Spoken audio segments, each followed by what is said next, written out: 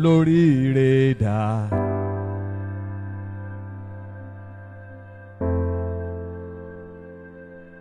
Kábíyèsí, the Olúòkè of Òkè-Igbó, we all rejoice with your royal majesty on your accession to the throne of your forefathers, while also reminding you that you occupy a position of trust, which makes you a father to all the people in your domain.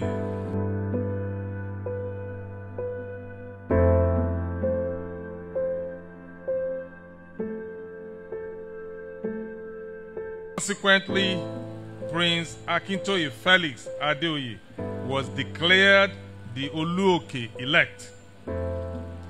The selection was subsequently approved by the State Executive Council on the 27th day of October 2025, following its confirmation that the process was in conformity with due process and the extant chief's laws of Ondo State.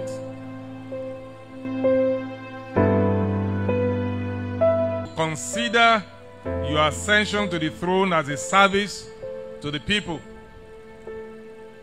knowing fully well that the responsibility to lead Òkè-Igbó to a greater level of social and economic progress now rests squarely upon your shoulders.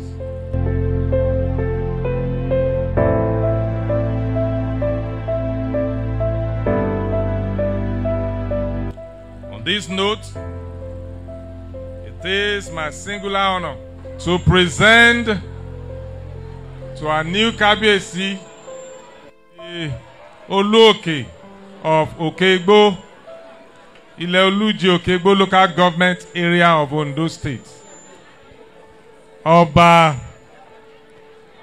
Akintoye Felix Adeoye, the instrument of appointment. Congratulations, Kábíyèsí.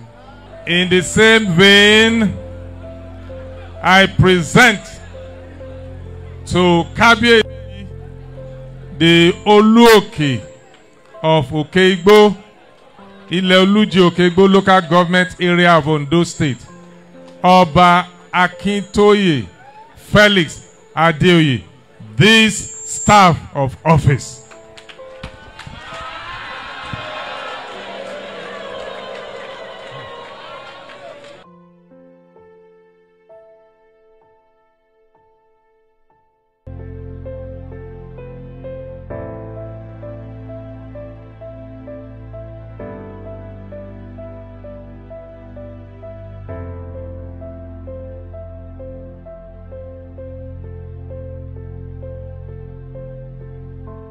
Ìgbà yín á tù lára o.